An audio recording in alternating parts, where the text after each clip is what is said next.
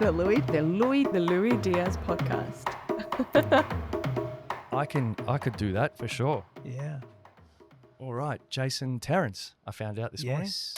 Smith. T for Terrence, or otherwise T for Turtle, mate. Depends on which way you want to Really? go. Is that your nickname?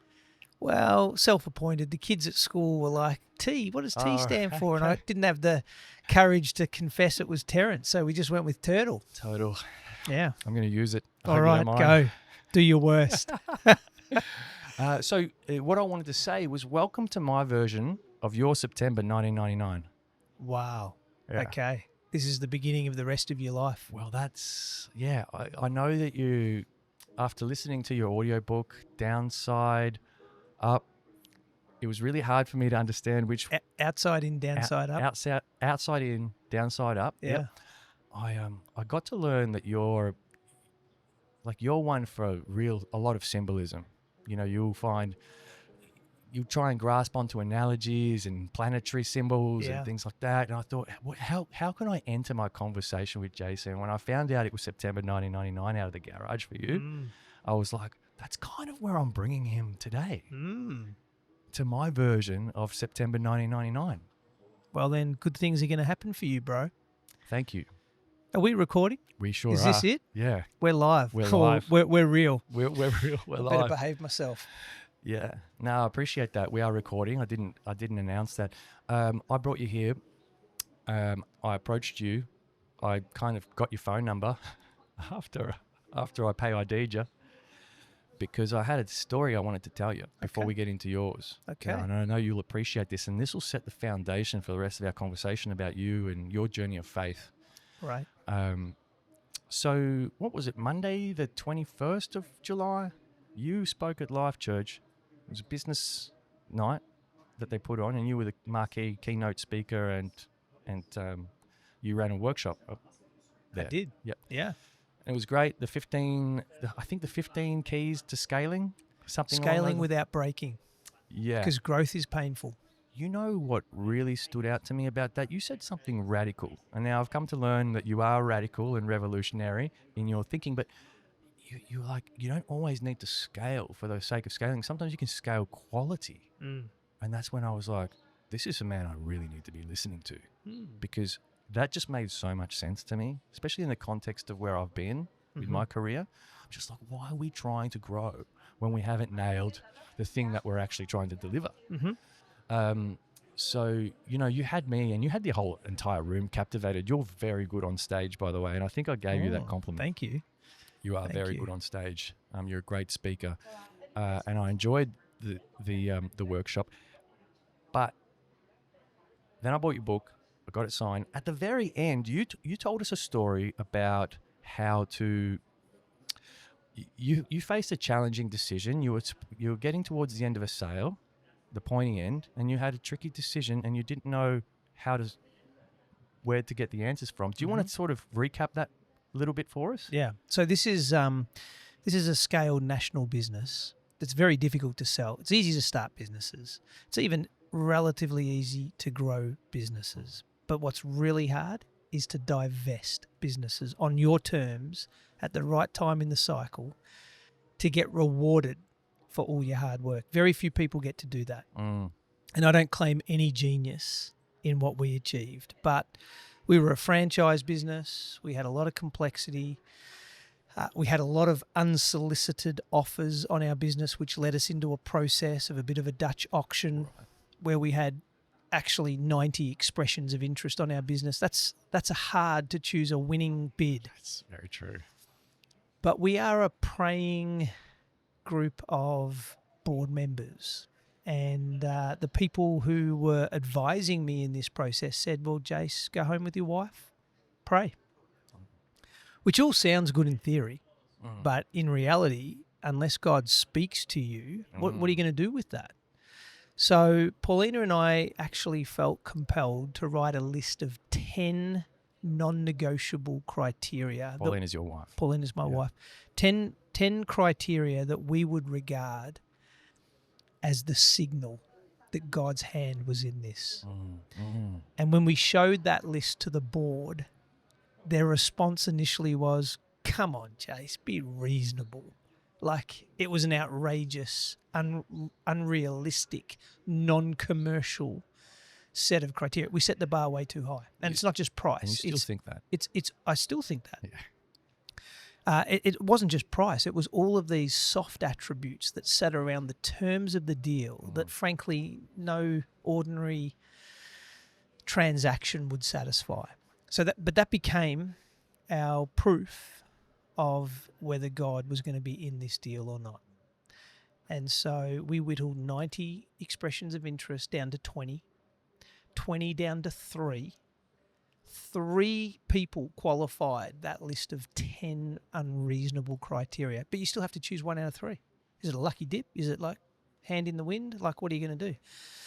And over the course of a single weekend, God eliminated the first and the second through incredible circumstances, which left there being 1 horse in the race who met that criteria, to which we had our peace that God was giving us the green light. So we did the deal, not because I'm clever, not because I knew that they were the right people to transact with, but because God led us to a place of absolute confidence. Yeah.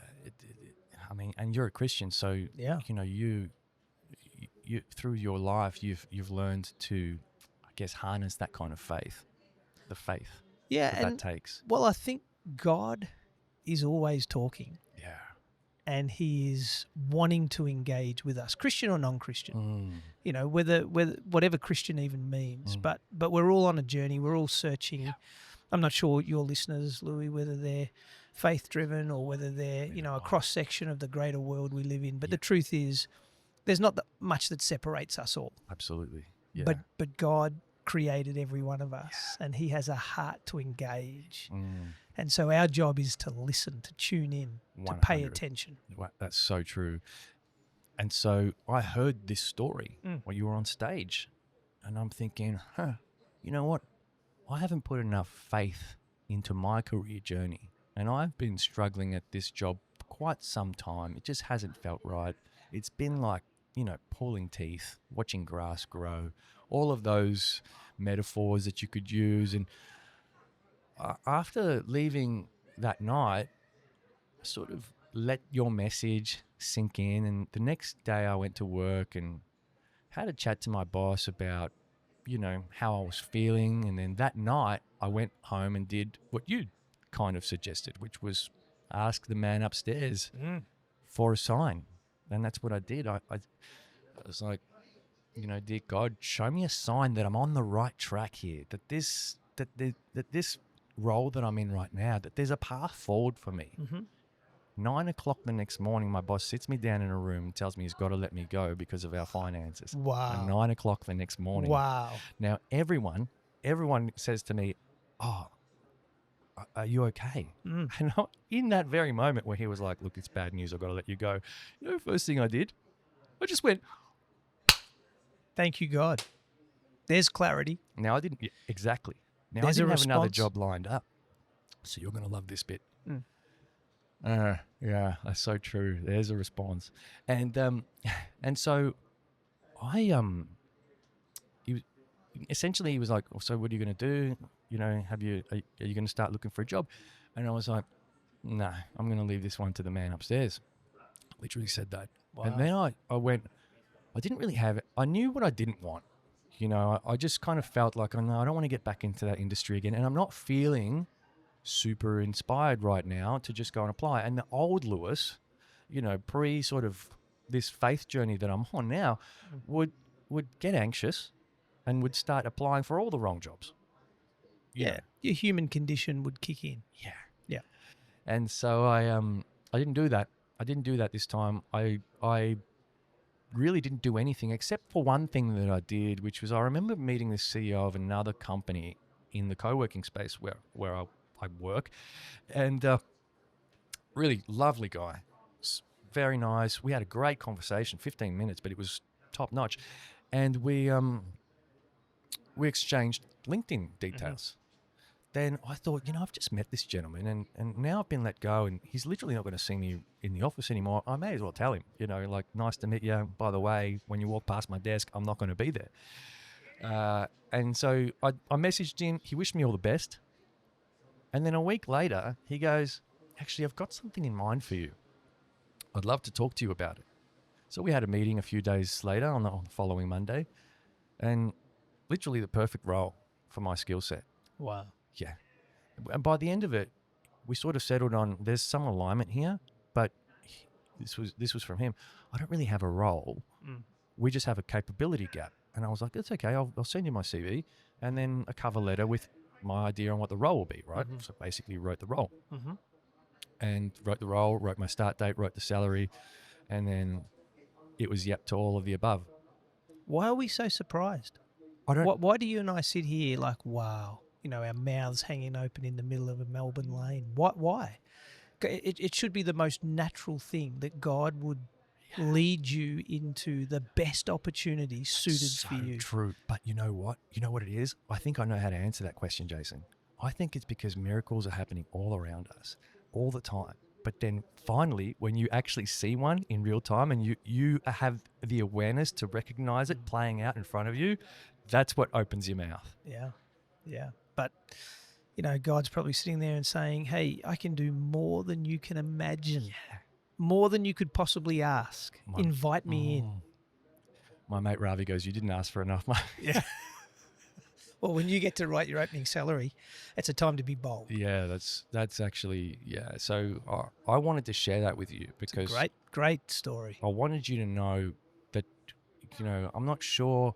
I know that you speak a lot. You present to a lot of people, from people of faith at church to, high-end sort of corporates. But I'm sure after a while it sort of gets repetitive and you don't know whether the message is landing. And I was like, I want this gentleman to know that what he said landed. Not only did it land, it turned into a testimony. Oh, how thoughtful. So I'm hearing you. I wanted to bring you here to tell you that. You brought me here. I have no idea who you are, where I am, what I'm doing. I can't believe I said yes. Oh, no. You sent me a text last night and you're like, we're going to be doing a podcast, wear warm clothing because we're in the middle of cold winter Melbourne. Yes. And I'm thinking, what sort of a guy does a podcast in the middle of a public lane? Honestly, I half expected when I got here this morning that it's a practical joke and I'd just go and get a hot chocolate. But here I am, mate. I turned up. Yeah. Well, you're bold. Hey, shout out to your new prospective employer. Yeah. Start on Monday. Because when I think about the courage for somebody to identify a talent, 100%. an opportunity, Yeah. there is something powerful, and I've practiced this in my business journey. There's something powerful about not waiting till you need someone before you go looking for them. The worst possible thing about recruitment is that you need a job filled and the person on the other end needs a job. And so two desperate people get in a room and they wonder why most interviews do not resolve the tension. But this guy who's offered you the role, I love it that he says, you're the right guy for us. Problem is I don't have a job for you. And to his credit, he will let you decide what you're good at and what you love and how you can contribute to their mission, their mandate. Yep. And he'll create space. Yeah. And that will bring fresh innovation into his business. 100%. And he deserves that. Yeah. Because he took the courage. 100%. Good on him. I couldn't agree more. And obviously collaboratively.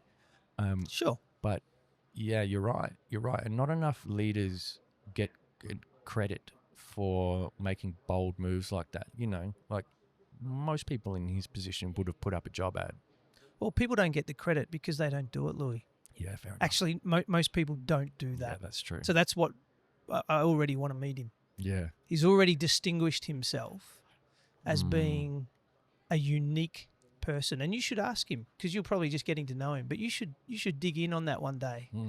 Once you've passed your first 100 days and the job's secure, right? True. Dig in and say, so take me back to that day and that time. Get him in the lane on the podcast and see what he has to say for himself. Ambush him. Yeah, totally. I did ambush you. I'm sorry about that. No, I love it. Yeah, I love it. It's good though, isn't it? I can take the punches. It's good. Yeah, you can. That's one of the things that I learned. So last night I realized that I wasn't going to get through unlikely. which is your memoir, really, isn't it? It is. It is. It's the first half of my life. And that tells the story from watching cartoons, on a Saturday morning with Does. breadcrumbs all around the beanbag. Yep.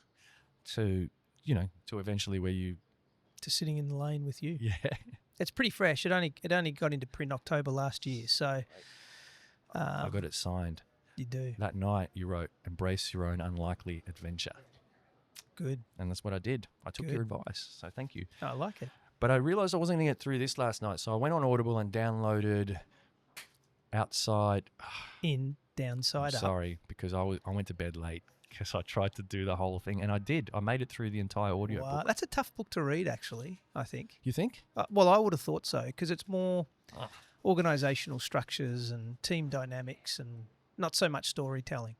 Yeah, well, I think for me, because I've been involved in that environment, it's probably made a bit more sense than it might to the average reader. Okay. But yeah, it was heavy, because all the way through it, I learned about you that it's really about stripping back management and uplifting leadership. Absolutely. And that's like literally at every chapter, at every mark in every chapter, it was like, this is a revolutionary idea. How much resilience does this, like you said before, you can take a punch. Like, I know from reading that book, I've been in those workplaces where what you pulled off would have been impossible. Yeah. Yeah. And I'm just thinking, And management's not evil. It's not like we have to avoid management. The great opportunity is lean in to leadership, and you'll have to manage a whole lot less. They are just parallel or complementary attributes, but we mostly overmanage and we underlead, and we wonder why people do not bring their best. yeah. But for the unschooled person who doesn't understand the difference between the two, because I mean, we're educated to believe that management and leadership are one and the same. Yeah. It's a confusing space, right? The literature has not done us any favours. You Google either one of those words and you get this interchangeable bowl of spaghetti. And trying to unravel the definitions and come to some clarity as to which is what is a mug's game. So here's the simplest. I'm a simple guy. Yeah. Small brain, keep it as simple as possible. Leadership for me is about setting direction, gaining commitment, and facilitating change. Management is about the efficient, effective, and responsible deployment of resources. Time, people, money, opportunities, whatever. And so both are good, both are needed, both are virtues in the marketplace, in a team situation. But do not confuse them, because they are not the same. Yeah. I think it's John Maxwell who might take the metaphor. He's a very widely published author on leadership, but I think it's he who tells the story of a platoon lost in the jungle and all trying to work their way to the evac site. And there's a guy at the front hacking through with his machete, blazing a path through this thick, dense foliage. And to the casual observer, he looks like the leader. It's the guy who climbs the tree from the back of the pack and looks around and realises, hang on, we're actually heading north. The evac site is south. We're going the wrong way. And so the guy who climbs the tree is the leader. The guy at the front with the machete is the manager. Right. And you can't confuse the two. Yeah. And if we just led more, we would achieve more. Yep. Yeah. You say that multiple times. And one of the things that you also say in that book a couple of times, maybe it was because it was in the recaps, it was that I think leadership is honesty or something along those lines. I've written this down somewhere. Well, I mean, without truth, you can't lead. There you go. Right. Without truth, you can't lead. Yeah. Like truth will never go out of fashion. And so we have to lead with truth, which means vulnerability, transparency, authenticity, sometimes hard conversations. And there is no safety in leadership if you're using any form of obscurity or obfuscation or cover up or misdirection. I mean, that's That's a tool of management, but Yeah. it's certainly not leadership. Yeah, totally. No, just so many reflections coming in. But your background, you know, to be fair, you're a physio. Yeah. Yeah, You're actually the right man for me right now, to be honest. Got to be a sore rib right now. But how did this all come to be? You know, because you speak like someone who has come out of all of the business schools, you know, and gone into organizations, and that's not to, yeah, I don't want to play that down. But you've been educated by all the business schools, but then you've gone into organizations and seen how things actually work, and then you've managed to, you know, bridge the gaps and connect the two, and discard what doesn't work. But that's not where you came from. No, it's not my story. I'm an accidental whoever. Yeah. Like, you know, I'm a failed medical missionary. I didn't want to be here. I wanted to be cross-cultural. I promised this girl who I dated, who eventually became my wife, that our life would be learning an unknown dialect, sweeping out a grass hut in the middle of nowhere, preaching the gospel and helping with medical care. That was my identity. Didn't achieve that. Had no ambitions in the marketplace. Accidentally landed with a brand that has become national, international. Since sold that after 25 years of hard labour, and find myself with experiences that other people want to tap into, which means I get exposure to their stories and I learn from their experiences, which has a compounding effect.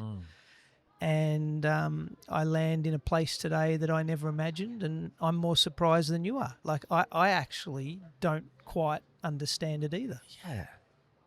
And then at what point do you decide to? Embrace it.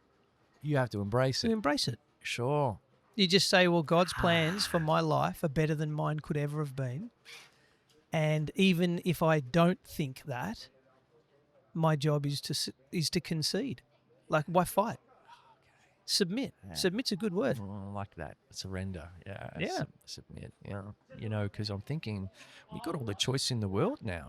You know, there's nothing to stop you from turning that, what you call a failure, into a temporary failure and an eventual success. Yeah, falling forwards, right?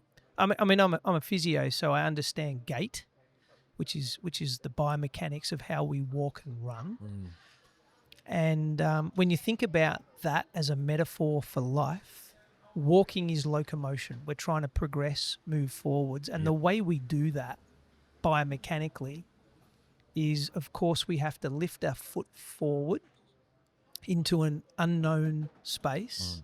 Our center of gravity has to shift outside of its base of support, and you literally have to free fall.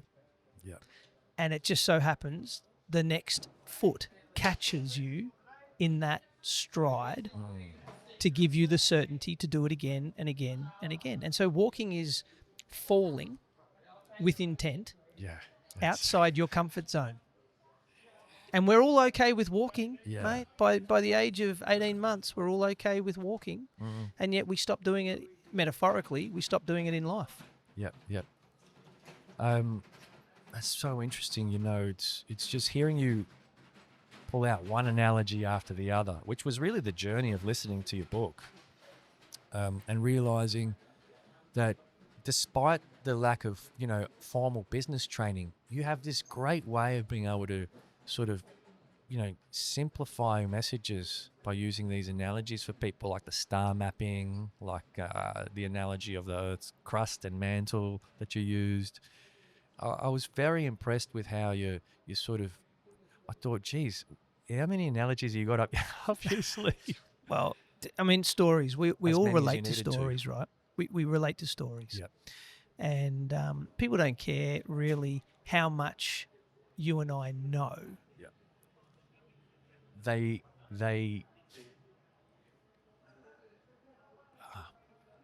it's not about how much you know. People don't care about how much you know. People They want to know how much you care. That's it. There we go. That's I wrote it. that one down in my notebook, which I yeah. don't have on me right now. Well, that's okay. You're doing good. You're doing good. But it's true, right? So it's not a game of trying to impress people. It's a game of trying to connect. Yeah. And if you can engage, and if we can get beneath the surface and we can relate and we can identify with each other, then we open ourselves to learning. Mm. And all learning is only valuable if it's applicable. You've got to do something with it. Yep. Otherwise, we just get big heads and small hearts. Mm.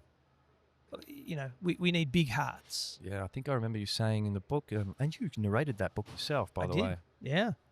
Just with your full energy, every word. You don't waste a moment. That's what I've learned about you. You don't waste a moment in this life. You know, just reading and narrating your audiobook, it could have been done in a monotone way, but it wasn't. It was done with your infused enthusiasm. I loved it. Good. You know? I'm not going to sit here just throwing compliments at you. Yeah, I was going to say, So we could I do can this all tell you, day, mate, right? It's going to make you uncomfortable. But I did enjoy it. And I guess, you know, there was a lot that I was thinking throughout the book. I think you mentioned again that, you know, it starts in the heart, then it goes to the head, and then it's about what we do with it, to finish off what you were saying there. But and I had a thought that's just completely escaped me, so you'll have to just forgive me for a second. I'm wondering about, there's so many places I wanted to take this. Actually, you know what else I loved? I loved how you brought in the stories of I guess who were your employees. Yeah.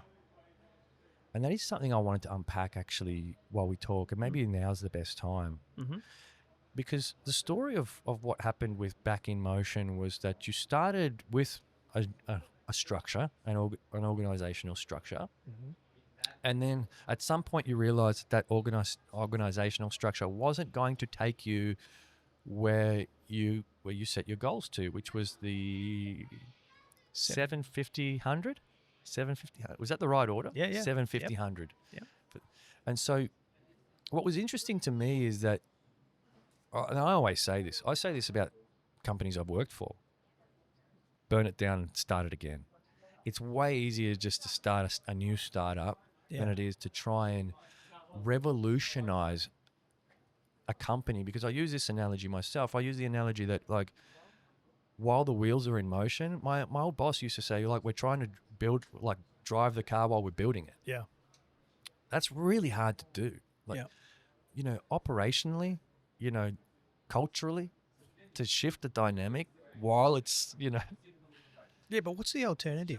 People love to say, hey, let's not build the bike while we ride it. But the truth is, if you want to build a bike in a sterile incubation chamber and think that you can preempt all of the gearing and all of the engineering that's going to make that bike suitable for somebody who hasn't yet ridden it, and pretend you're going to get it right first time and it not require modifications and adaptation, you are absolutely kidding yourself. And so we like to think that it's maverick or it's cowboy or it's, I don't know, entrepreneurial to build it while you ride it. The truth is, it's actually just the smart way. It's the best way. Be agile. Don't take yourselves too seriously. Recognize that failures are the progressive stepping stones to success, and bring people into that story and let them be co-creators, right? Let them be part of the solution. Yeah. All while acknowledging your own flaws. Well, that's a given. We're all deeply broken and which you did limited. really well. Did I? Yeah. That's because I have many to choose from. Wow. Louis. I could riff on that all day. I have never heard a leader go, these are my glaring deficiencies. I think you called them imperfections. And I was like, wow. And I think you rattled off about 4. Only 4? Really? It was modest. I was going to say there's a longer list. 4 that I can remember. Yeah. One of them, I think, was that you're demanding, that you are demanding. I think I remember hearing that. Mm-hmm. I was listening on double speed, so, you know. It could have been 8. And I just thought, wow, what a wonderful life experience that must have been for you to do this, to build this business and to learn so much about yourself in the process. No? Yeah. Well, I mean, when you think about, if you asked me the question, would I love to go back and relive it? the answer is, That's a different question. yeah, okay. Well, but the answer is a resounding no. Good. You've already lived it. Why do it again? What, right? So am I glad it was my story? Am I glad it was my experience? Probably only now from the beachhead of being able to look back and be grateful. In the middle of it, it's an adventure, there's no doubt, but there's hardship, right? And so for your listeners who are caught somewhere between here and there, they are going to have many, many challenging moments, and what you want is to be rescued. You want out. I looked for an out often. You did? I did. I looked for that evac site, and it was God's maybe grace and intentions that would leave me there, but not alone. Like, He equipped me. He brought good people into my world. But you climb. Everyone wants the mountaintop experience. You got to get through the valley to get to the top. Yeah. And once you reach a peak, you think, wow, it'll be great to just camp out here. But to get to the next peak, you got to go through another valley. And so it is an ECG chart, how I describe it, an up and down journey that I think everyone can relate to. What are you going to do, though? What are you going to do? You're going to choose someone else's story and try and live that? You got to stick with your own. Choose your own adventure. I made choices, and I accept it is my story. Yeah. I'm sure it wasn't easy. I love the Lord of the Rings, right? And I like to you. Even after the ring was destroyed, Frodo came back without a finger. Yeah, absolutely. Sacrifice. Yeah. Cost. Yeah. It's pretty. Yeah, it's amazing. Yeah, I mean, it was a lot. In that 5-hour audiobook, it was a lot to absorb, and I just remember thinking, there's got to be some kind of miracles involved here for you to have been able to pull it off. But it feels like, and you mentioned this just then, you did surround yourself with good people. And your genuine desire to want to bring them on the journey and have for them to have good career experiences. Yeah. And give them the option, no hard feelings, exit at any time. That takes a lot of courage, for sure. Yeah. I mean, we don't live in a vacuum. So we have people. People are both our greatest assets. They're our most challenging obstacles at times as well. The interesting thing about every person in our life that we would count as dear, so not just the pedestrians we pass on the street, but the people we integrate our stories with. My view is fast becoming one of, even if we don't agree, there's lots to learn. And even if you're obstructive or abrasive or in some way assaulting of my life view, there is an opportunity for God to use that person to shape me to become a little more like Him. So I just see triangles in all that. Yeah. Where ordinarily, in the past I would have, I'm a bit of a fighter, so I would either resist or I would seek to overcome, or I would try and win the argument, or somehow I would justify why their view is not relevant to me, and I'd just try and be benign and move on. I don't think any of those responses are as effective as saying, God's probably using you in my circumstances right now to teach me how to become more like Him. And that turns every one of those interactions, that especially the negative ones, into a growth chamber. Ooh, that's hard. Yeah, but it certainly changes your perspective. Yeah.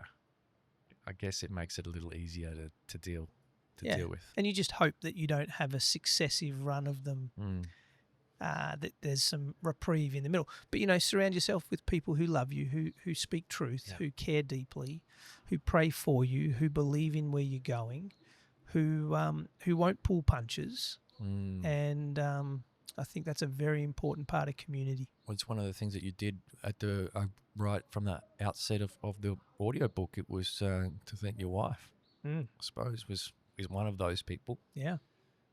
Which I found really admirable. And Yeah, what a great story. Honestly, it's I'm curious to know about what your involvement is with Back in Motion now. Are you Yeah. still somewhat involved? You know, like to build something and to do what you did there, and change lives of the people working there as well. Yeah, so Back in Motion has been listed on the ASX, so it's a public company, Yep. of which I retained shareholdings in and had an advisory role around, and then it's morphed into all sorts of other, like it's shape-shifted. So Yep. we've acquired lots of other businesses. It's become a much larger footprint of integrated services. It's one brand in a stable of many. And actually, a little twist in the tail, we ended up delisting it from the ASX and selling it all to private equity. So it is now in its third iteration of ownership Okay. in 3 short years. Right. So the short answer is, for the most part, Yep. at a legal and financial level, I am fully detached. Right. But I've invested, as they have in me, relationships for over 20 years with those people. Yeah. So even this morning, I'm getting some emails from a couple of guys inside the group who are looking for some support and encouragement on some challenges to which I have an opportunity to speak into. Right. But I have no formal role. Right. Okay. Released. Yeah, you're Released. still- Onto new adventures. Sure. And then what does that look like for you then? That's pretty diverse. Like we always wanted, Paulina and I always felt like part of our calling was to work amongst the poorest of the poor. Yeah. And so we're giving time through charitable trusts to contribute to meaningful projects across the world that we care deeply about. So that's very rewarding, and I think is close to God's heart. And a lot of what we've lived through has been preparation for this. I sit on multiple boards. I coach other emerging leaders and entrepreneurs. Like, there's no shortage of things to do. Yeah, like right. there is a pretty diverse schedule. You get to pick. I get to- Obviously. Yeah, I mean, I do, of course. Yeah. I at least allow myself to think that I get to pick.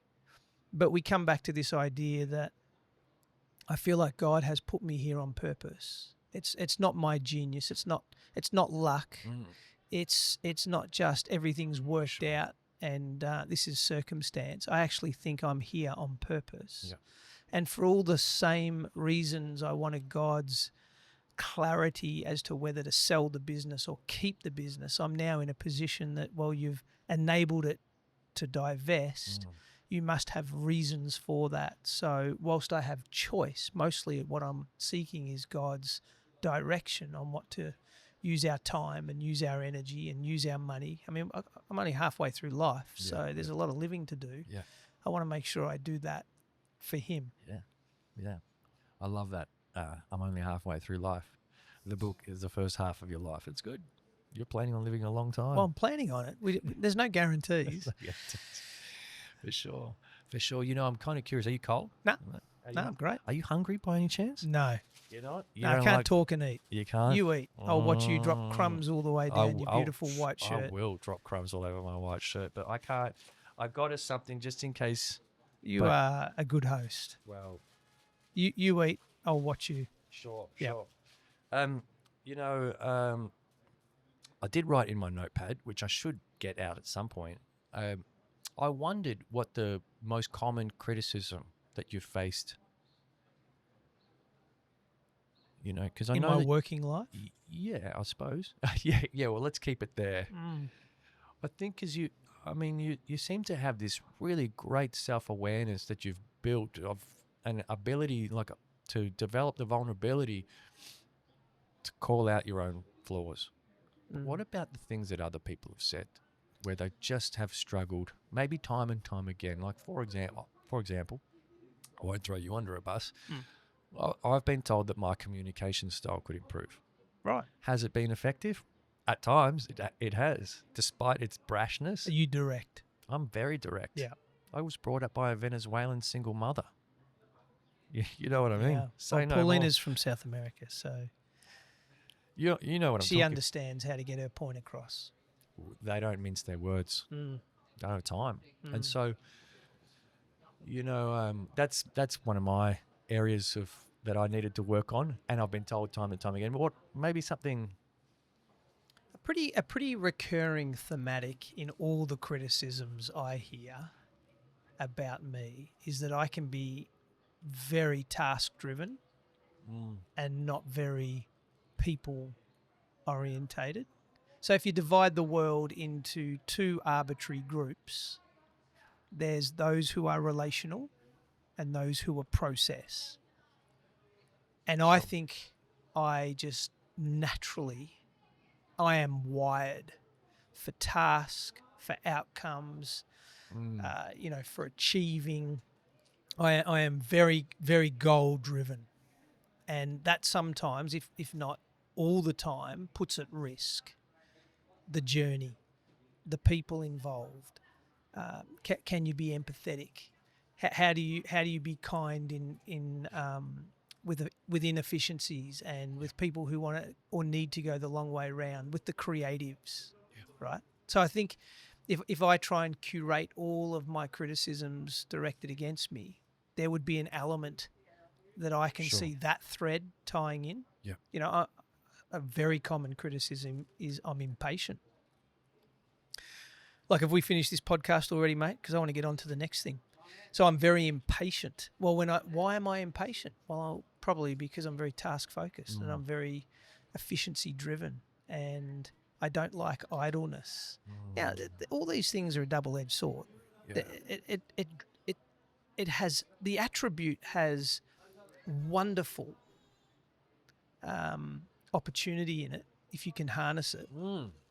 It also has a sting in the tail, which means if you don't know how to switch off the extremes of that expression, it will hurt people and it will damage relationships and it will cost me, which of course will lead to inefficiencies. So it works against me. 100. I just need to be enough aware in the moment. And how do you proceed, through your professional career and maybe even personal? Yeah. Understanding that this is a challenge for others, not just you.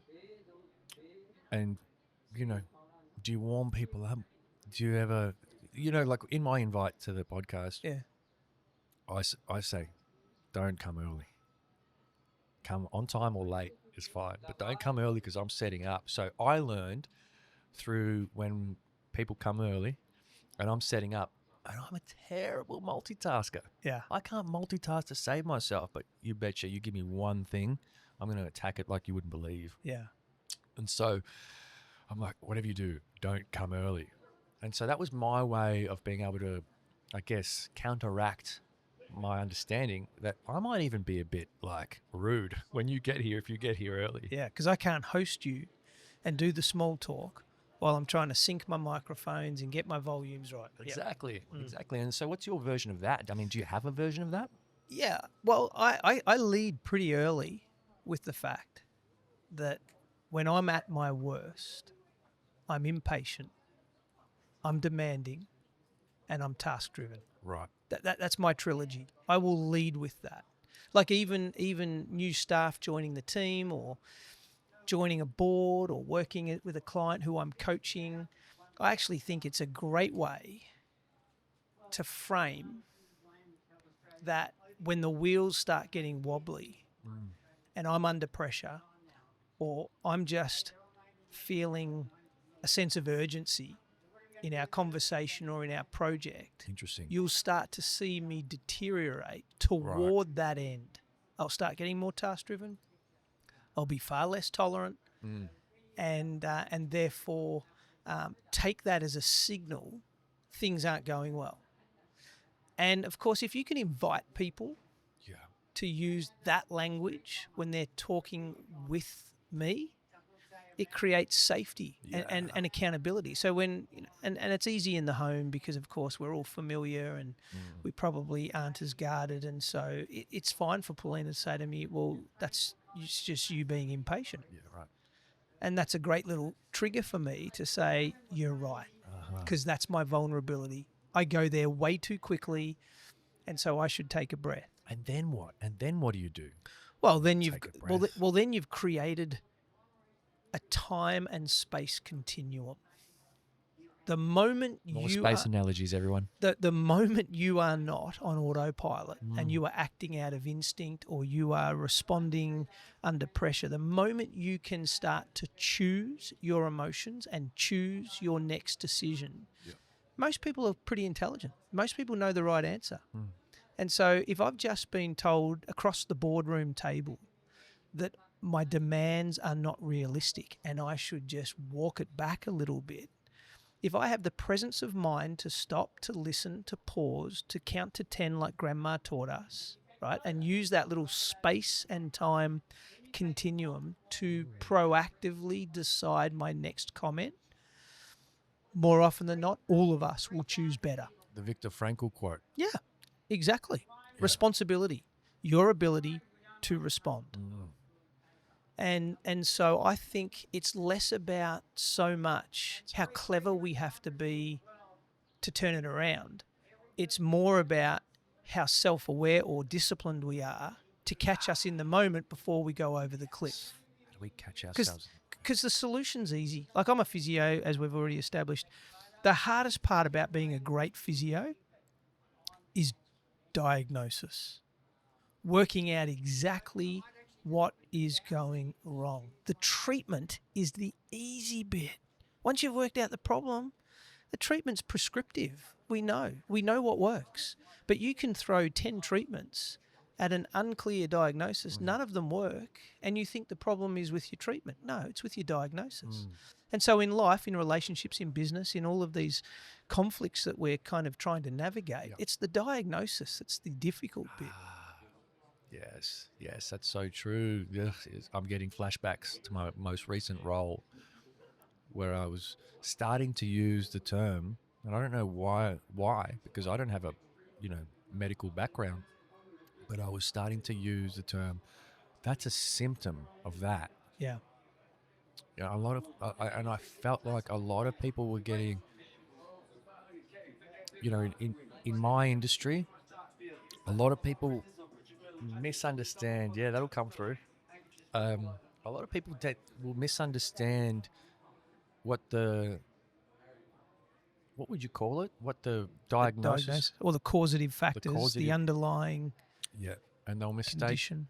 they'll start treating the symptoms without really understanding the causative factors. And I started using that word a lot. Mm. Yeah.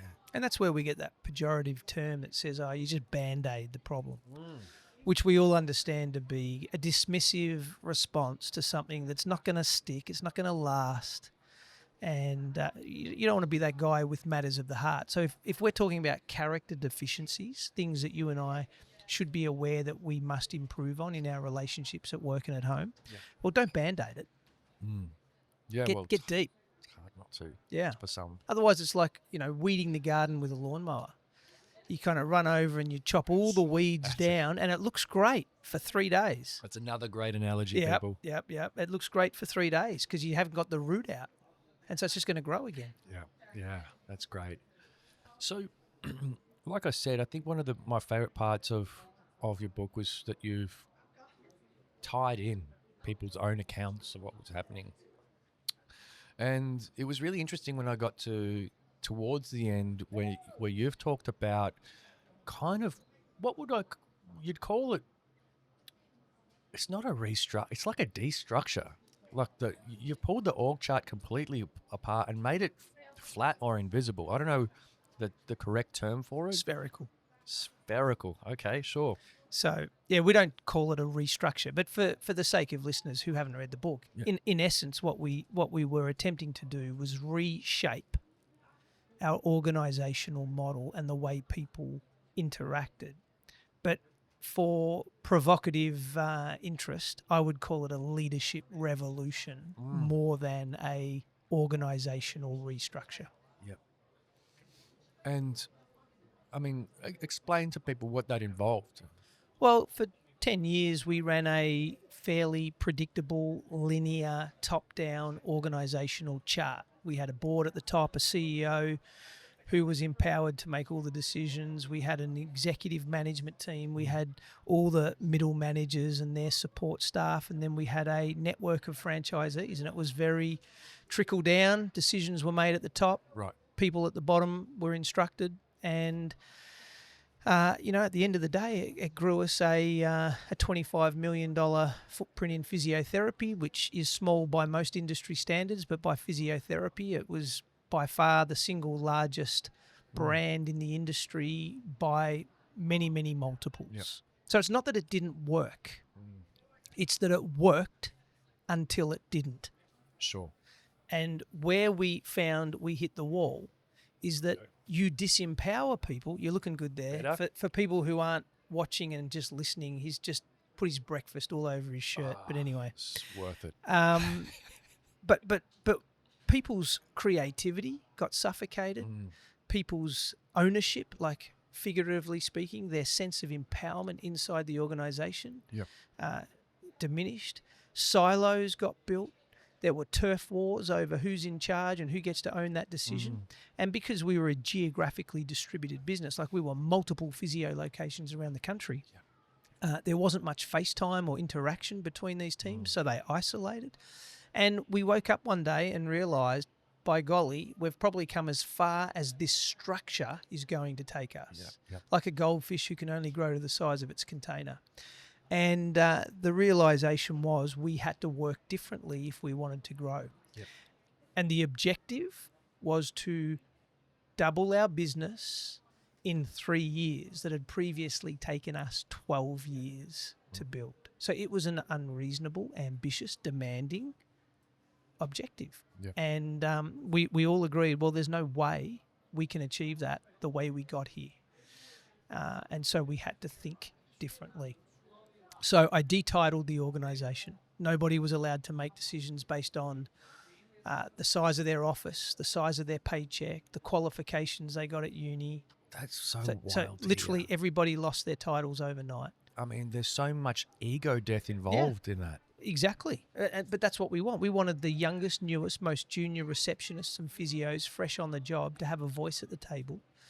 We wanted our patients to be the hero of the story. So everything had to be centred around what is in their best interests.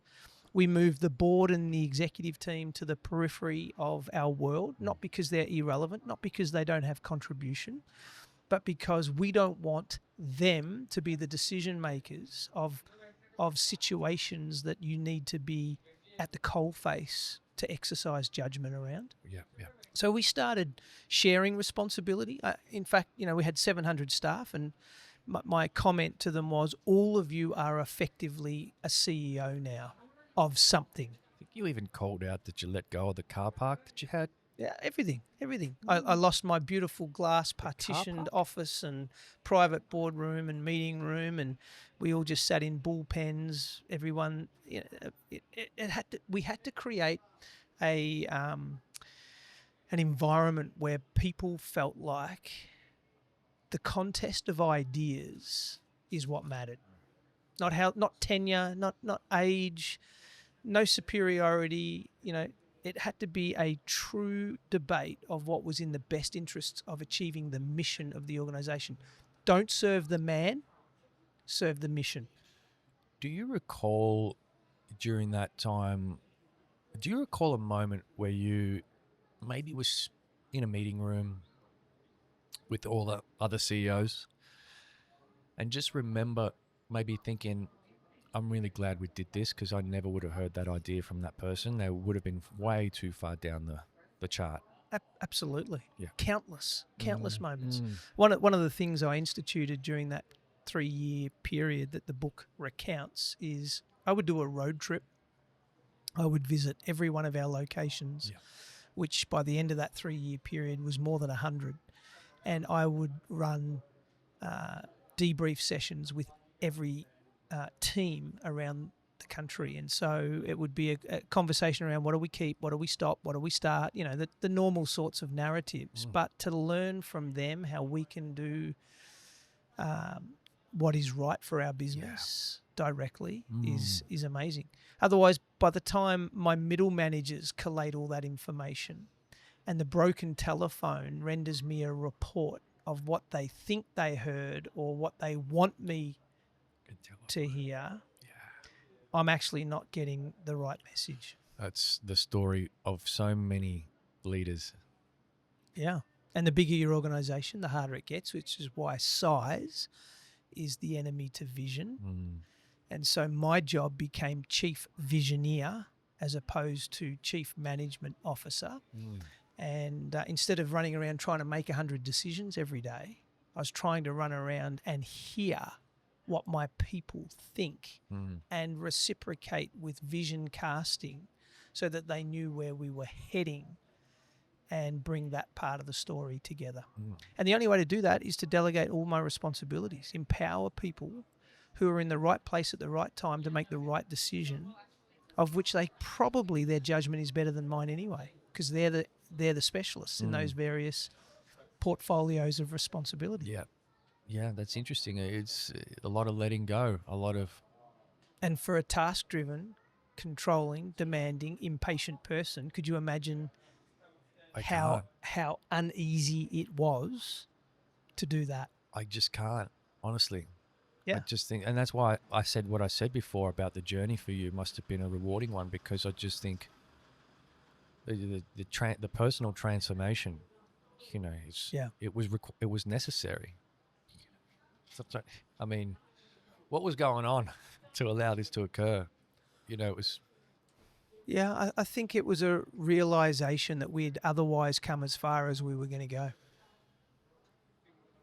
But I mean, why did you set the goal? I'm curious about, why not just rest on your laurels? Why would one go, you know what? I was ready to leave. I felt like my work was done. We'd already exceeded the expectations of the industry at that point in the journey anyway. And as I led this story with, I didn't even want to be in business. I wanted to be on the mission field, working amongst disadvantaged communities. So I was ready to cash out, walk away, and call it a day. Paulina and I went to South America for 3 months, had a bit of a sabbatical, long self-appointed long service leave, took the kids to her home country. And as I am refreshing in that space and detached from the day-to-day operations of the business, I feel like God recommissions me for more. Right. Not more of what I wanted, more of his intentions. And so all of a sudden I'm like, what? I thought we were ready to kind of sell this off, parcel it up, move on. And I came back from that 3 months with fresh vision, more enthusiasm, greater determination, and crystal clarity that what he had asked of us was to double again, but this time in 3 years. So it was the next mountain to climb. I'm glad we did it in hindsight, to your earlier point. I am, because it only allowed us to obviously command an even greater response from the market at exit, which gives us resources to invest into very meaningful projects now. But not without pain, not without hardship. Yeah. And that's the title of the book, Outside In, Downside Up, because I got distorted in so many different shapes, like Gumby, in that 3-year period. It's like a washing machine. I just imagined Gumby sitting right in front of me, Turtle. So I'm wondering, because you consult for a lot of, or, you speak to a lot of business leaders. What's the common challenge that they come to you with these days? It's a pretty consistent worry, and that is burnout. Right. Compression. We are packing way too much in. We are running super hard. I broke 10 years ago. Did you? Yeah. With email, and then this new part of the organization I worked in introduced Slack, and I was working with techies. And I wasn't a techie, like proper coders and techies. I just couldn't believe the rapid rate of communication. Yeah. I just couldn't. And I didn't burn out, but I just wasn't keeping up with, what was going on. Yeah. With the conversations. Yeah. Well, that's how I managed it. The technology exceeds our physiology. Yeah. That's the reality. That's true. So again, my area of expertise is the body, how we're built, how we function, and we have big on buttons and very small off buttons. The world is imposing itself on us. It impacts our work. It definitely distorts our home life. Our relationships become transactional. Our heart shrivels, becomes anemic, and we wonder why we're not enjoying the journey. And so whether you're a faith person or whether you're just a self-driven, optimistic individual trying to make their way in the world, it is just a matter of time before you hit the wall because of the compression. So it's margin, a lack of margin in our life, emotionally, spiritually, financially. We're all spending more than we earn, right up to the national level. It's a lack of margin relationally in terms of our workloads, and it creates overload. And we get told to be more resilient. The problem is if you exceed the limit of tolerance, you don't bend, you break.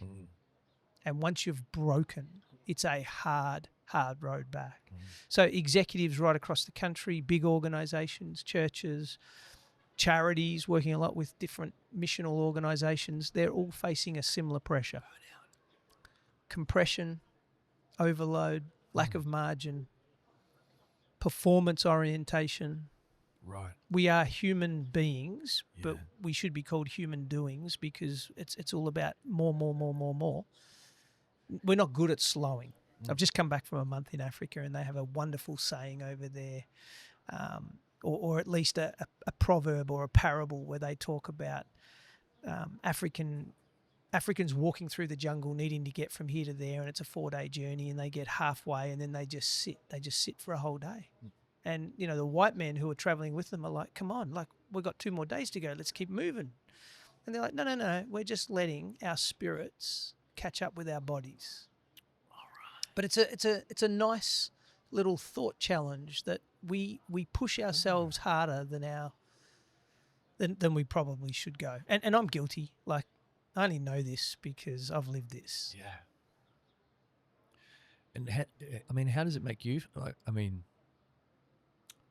I imagine people come to you telling you these things, like in the confessional, right? Yeah. With a hope that you've got an answer for this. But from what we've heard today, it doesn't sound like your natural tendency is to rest and let your spirit catch up with your body. No, it's not. But it's a learned discipline. And so I'm a survivor. And if you want to term it that way, I'm a survivor. I got through, but not without scars and not without setbacks and missteps. And so if I got a do-over, and I said this to my wife recently, if I got a do-over on the 20-something year story of Back in Motion, I think I'd really hope that I would do it differently in this regard. Because why strain your family? Why strain your personal health? Why put your organisation under excessive demand when there's no saying we wouldn't have got there anyway? It just would have been with less breakage. You see so many success stories that are born out of burning the candle at both ends, though. You do, but at what price? And therefore, is it worth it? But the thing we should stop and pause on is all of those success stories where we've exceeded human limits, if you want to say, we've pressed the boundary. We don't have the parallel story of what could have happened or would have happened if that person didn't. I mean, we have examples of other people who didn't, but you don't have the story of Back in Motion as if I had done it differently. So I'm open to that. I'm actually really challenged by that. And so I'm a survivor, if you like. I'm from the other side of the grave with these young emerging business guys who have got young families, and I'm it's a cautionary tale. Don't burn out. Sure.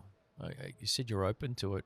I'd challenge that. I'd be like, maybe maybe it's your responsibility to help solve this problem. Maybe. I mean, I can't solve your problem, but I can encourage you Yeah. to solve your problem. Yeah. And if I take on your problem, that's the first step to overload Mm. because I've got enough of my own. Sure. So I think the objective here is share the stories Share with the each stories. other, be vulnerable, be mutually accountable, support one another. But bro, you've got to make decisions that you're prepared to stand in the gap for. It's your life. You're accountable. Yeah. And my job is to say, hey, when I was facing something similar, I went left. It didn't work. I went right. It was better. You obviously also see a lot of young entrepreneurs climbing the ranks as well. You won an award for that, I right? did. Young, was it Ernst Young? Yeah, Ernst Young Entrepreneur of the Year. Was that an international award? Or It was Australia. Australia. 2013, I think I recall. And so, what kind of work are you doing around that space for those young entrepreneurs? And who are you seeing at the moment? What's exciting you in that space? Yeah, I mean, healthcare is my patch, right? So anything to do with health or services or franchising is a very accessible space for me. I understand the economics and the dynamics of that space, the culture of that. So working a lot in those dimensions, but I'm also invested into some technology businesses, and then I sit broadly across boards that touch international spaces, and so it's diverse. But I'm probably less animated about the businesses and the products and the services and the brands. Right. You know, it's hard to switch your business brain off, but that's not what really gets me going. It's the people. Right.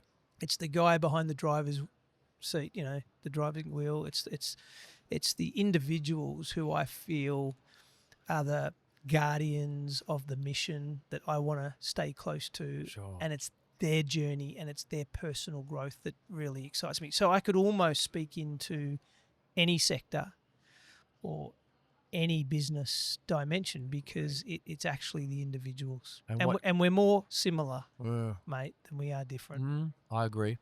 And what might be, 3 core qualities that you look for then when you're In an emerging business leader, well, yeah, in an entrepreneur, an individual that stands out to you? What is it that stands out?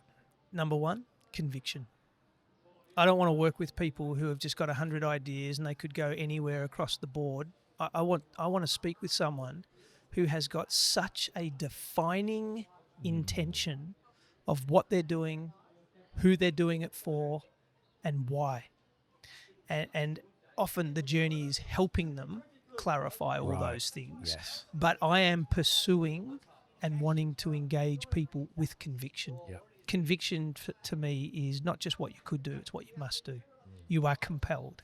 This is part of your life purpose. I want to work with those people. Number two, creative. I want to work with people who are innovative, disruptive, who are prepared to think outside the box, who are looking into the future and around the corner, and they're already imagining, and they're not afraid to do things differently. Who wants to just repeat last decade's opportunities? So creativity, and God is the ultimate divine creator. So if we can tap into His genius, then obviously we are looking at a clean sheet of paper for a lot of these business and commercial opportunities. And the third attribute would be courage. It's all good to have the talk. It's all good to That's true. cast your vision and sound like you know what you're doing. But, mate, there is something about the boldness for people to take risks, and not reckless, calculated risks, but it's still risk. You're stepping into uncertainty. So I want action heroes, not just thought bubbles. I want people who have enough conviction and enough creativity that they'll do something with it.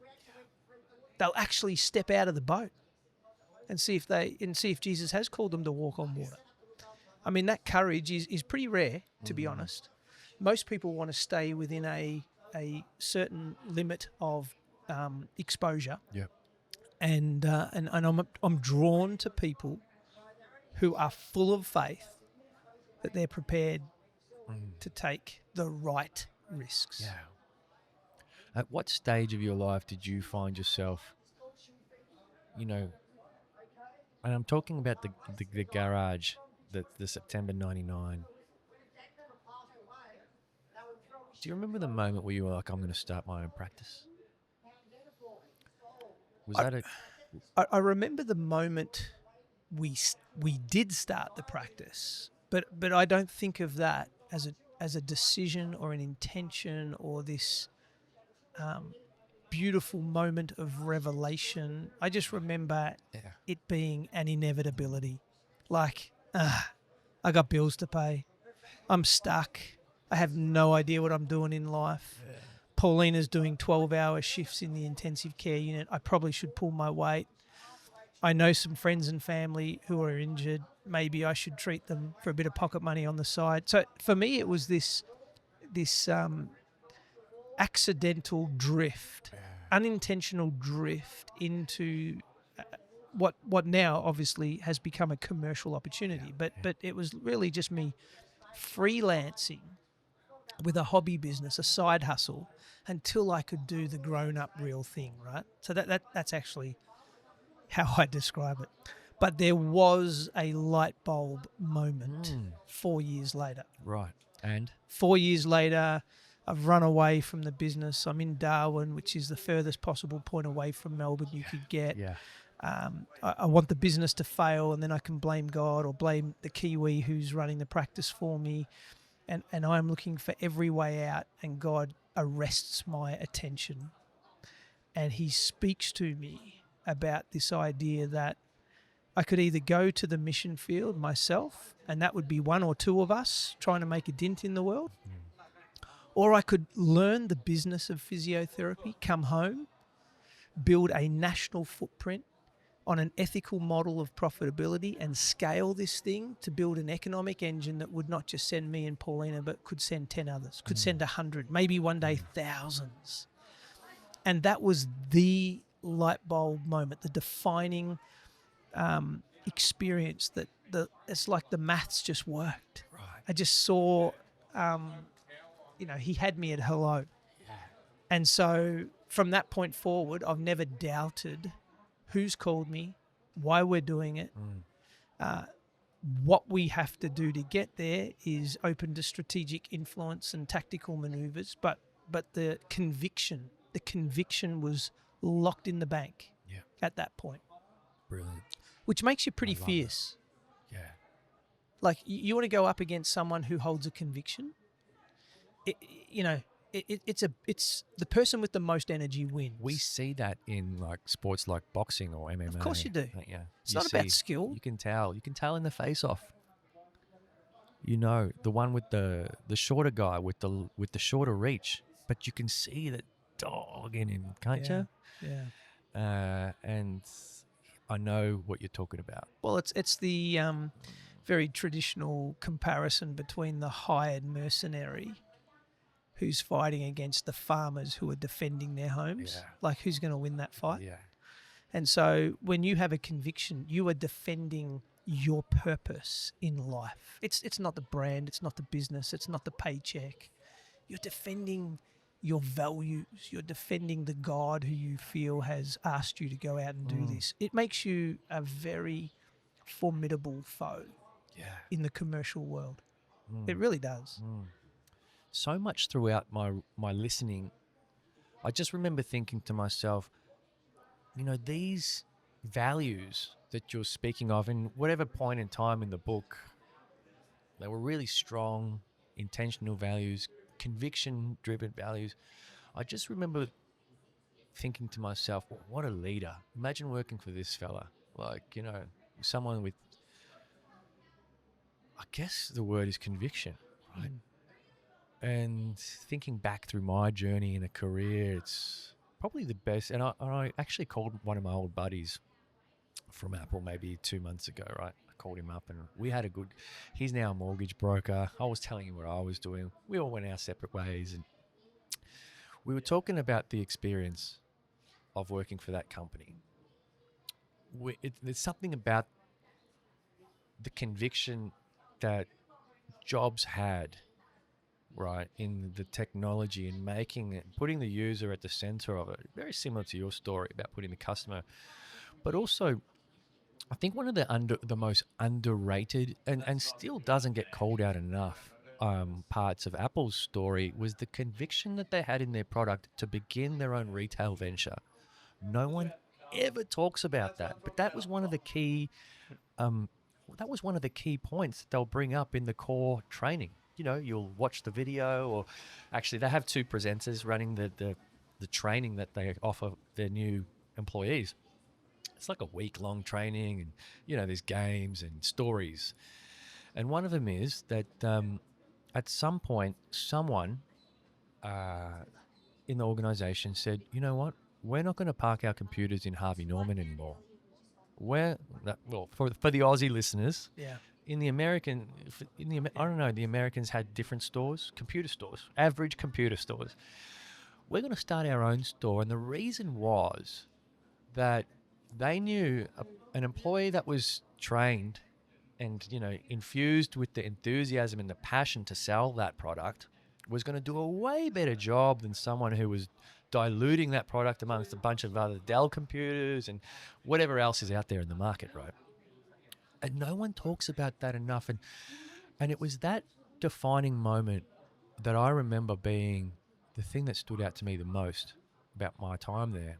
And every decision that the company made, and while I worked there, I think half the time I worked there, Jobs was still alive. But the decision that the company seemed to make was one of conviction.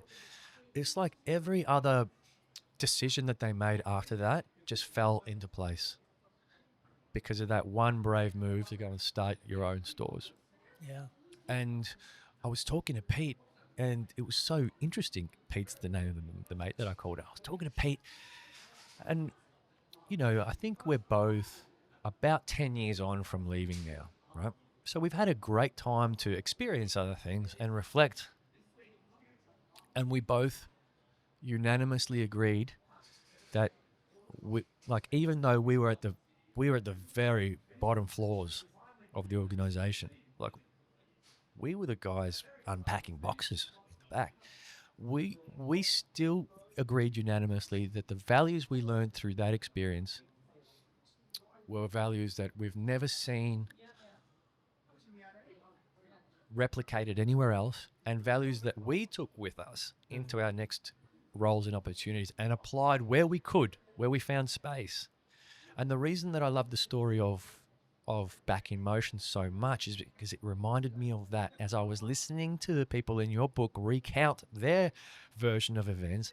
I was picturing myself in their shoes, thinking, you know, I know what it's like to work for a company that has conviction, or a founder that has conviction, and I know the lasting impression that has on you. Yeah. Yeah, you hope that you ruin them for an ordinary job ever again. Absolutely, And you and do. here you are sitting in a laneway in between jobs, about to start a whole new adventure. Yeah. And you should be drawn to or attracted to opportunities where it's not just a high-paying job, it's not transactional, it's not just a career step. It's actually be there on purpose, work for people who you believe and are aligned in terms of mission and mandate. Yeah, 100. Yeah. Because you're running out of time. Yeah. Yeah. Like, what are you waiting for? Why Ooh. wouldn't we? Why wouldn't we Ooh. look for that? Ooh. That's a sobering. Too sobering. How old are you? 41 in 3 days. Happy birthday. Thank you. Thank you. I'm turning 41. Life really did start to change at 40. People say that. And you are? I'm in my 40s. Yeah. You are. My late 40s. You do look good for your age. And yeah, you know, I've wasted enough time. I think it was this year, or I think it was this year where I realized, hang on, I'm way more capable than I've ever given myself credit for. I probably started with a very low self-esteem in life, really, just due to circumstances. Probably never got to really build the track record of just nailing it. And so I found myself constantly doubting my worth. But then for some reason, in that moment at that 9 a.m. with the old boss, and I'm saying thank you, I knew then that I was going to be fine, because over the challenging months leading up, the real tough ones, the ones where I was like, oh, I don't know if I can do this anymore, I was starting to build belief in my own capability. And now it's kind of like, the right opportunity and the right person sort of come together. Coming here. Yeah. And I think it's helpful not to fall for the lie that the easy path or the path without hardship is the right path. Yeah, We seem to take this illusion that, it must be right because everything's falling into place. Actually, I'm not sure I buy that. Sure. I actually believe that it's healthy to predict or prepare that there are going to be hardships on the right path. Yeah. Because that's what equips us. That's what Absolutely grows us. I think I definitely have that mindset. I'm not talking about it, but Yeah. rose-colored glasses at the moment. Sure. Come on. Oh, well, Start on Monday. it's the honeymoon phase. But yeah, I do think that because in the last few years, I've been working in IT recruitment. And the interesting part about that industry is that you're seeing these professionals just change from one job to another. It's a small world. It's a small market. We live in a small market here in Australia. Eventually, you meet enough people that have just hopped from one job to the other because they've burnt bridges or they don't know how to cope with the challenges of that organization, and maybe they think that just the grass is greener, right? And I just think, so I started coaching some of my candidates, people that would call me, Lewis, this problem, that problem, I just want a new job because of this. And I said, you know what? Name an organization you really want to work for. And they'd think about it. I'm like, just any, I'd go, okay, this bank, would you want to work at this bank? And they'd be like, yeah, they've got the exact same problem. The grass isn't always greener. Yeah. When are we going to stop believing that? Yeah. When are we going to bunker down and improve ourselves? So the grass is greener over the septic tank. What? Right? I've never heard that before. The grass is greener on the side that you water. Over the septic tank. Okay. Right? The side that you water. Okay. Yeah. Think about it. If you invest into your opportunity and you make the most of it, the grass will be greener there than a paddock that you've done nothing in, haven't cultivated the seed, haven't put nutrient into the soil. So we make the most of where we're at. But this idea that this must be the right opportunity because everything's going well is I think, very simplistic thinking. Imagine a month into your new job that you're about to kick off, and one of the other execs on the team is this abrasive, difficult individual with whom you're like, man, you are the antithesis of me. Like, we aren't going to work well together. And you come to me and you say, Jace, I'm not sure if I've taken the right job. That's not my first reaction. My first reaction is, wow, this is interesting, because you feel like you're in the right place for the right reasons, working for the right guy. You've got alignment on vision and mission, and this is great for you. What's happened? Oh, you've met a difficult character along the way. No problems. Good. Let's work out how you can grow past him. Sure. It's not a signal that you're in the wrong place. It's part of the treasure in the cave that you fear to enter. You have to go into the cave, stumble in the dark a bit, fight the bear, fight the dragon, get the treasure. Otherwise, you just keep jumping to the next job, the next opportunity, the next marriage, whatever it might be, because we're looking for easy as the signal of right. Easy is not right. Yeah. I hope you're not mistaking what I said for that. No. I think we agree. We agree, don't we? Absolutely, we do. Yeah. Absolutely, we do. And just as you were saying, and then you encounter that person, I'm like, I've been prepared for that. Aha. And that's what I meant. These challenges that I saw through in the last one, because people were telling me early on, you got to get out of there. Yeah. But I was like, you know what? I know I can add value here, and I know that it's going to be, well, it's not easy, but I'm learning something. I don't know what it is. And I think resilience is too simplistic as well. You know, It's a bit overused. it is. But I know I'm learning something. I don't know what it is, but I know there's something happening to me in this. It's like they say that the pressure turns coal into diamonds. Maybe that's what it is. Some kind of metamorphosis that's occurring It's in growth, me right? through just being here through this. It's formation. It is formation. Formation. Spiritual formation, or it's maturation. But We're growing. But it's the most one, and I should share this with you as well, because it is part of the story, is that there was absolutely no hard feelings when the old boss let me go, right? And then obviously I've gone and done my thing with the new business and got to the point where I've signed a contract, and throughout this I'm seeing out like a gardening leave period.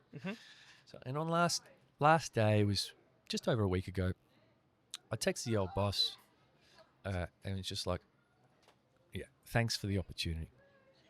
And he calls me up, usually unusual for him because he's usually picking up his son at that time, but he decided to give me a call. And then I'm like, well, he's like, oh, have you found something? I'm like, yeah, I should tell you that I'm going to be walking past you Every day. every day, right? And he was so happy for me. And we shared a moment where he was just really relieved that I've landed on my feet. And I told him the story of it, when I told you earlier. And he was just like, oh, Then I called the new boss.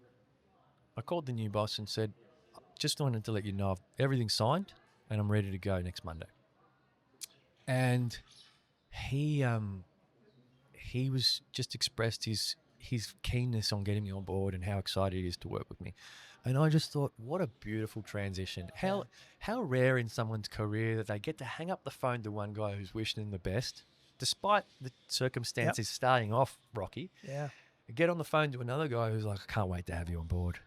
So of the three people in the story, the three wise monkeys here, which of the three, your old boss, your new boss, or you, was the determinant of that great outcome? It has to be me. It's you. It has to be me. It's not the way the old boss delivered the news, and it's not the fact that the new boss is welcoming you in. It's that the night before, you got the bad news that you're being made redundant. You sought God's signal or intentions for what next. In the moment of hearing you're being let go, you chose to respond with hope and life and a sense of expectation. Like what could ordinarily have been hard news and displacing you. Actually, you chose it to be a wonderful confirmation of a new season that was about to come. And then you've gone out, you've embraced this new opportunity. So isn't it less about what happens to us and more about how we choose to move through life? Yeah, 100%. Otherwise, this could be a very different conversation, mate. This could have been a counselling session, right? Trauma. I've been taken advantage of that my old employer hasn't looked after me. There's no way I would have called you up to bring you here to act like a victim. No, I just wanted to face the man who sent the message from heaven. Good. And tell him so that he knew. Well, he knows. I'm blessed, mate. I'm blessed for hearing your story. You have a lot of impact. You have a lot of impact everywhere you go. You're a man of multiplied impact. Now, that is what honestly, every little boy's dream. It really is. When you think about it, you ask the little kids at the schools, hey, what do you want to be? I want to be a fireman. What do you want to be? I want to be a doctor. What do you want to be? I want to be a golfer or a tennis player or a footy player. What they really are saying in their heart is, I want to be a man or woman of multiplied impact. that's really what they're saying. You know, wants to rescue cats and save people from fires, or make people jump out of their seats in exhilaration for a goal that they kick or something, right? Yeah, it's insightful.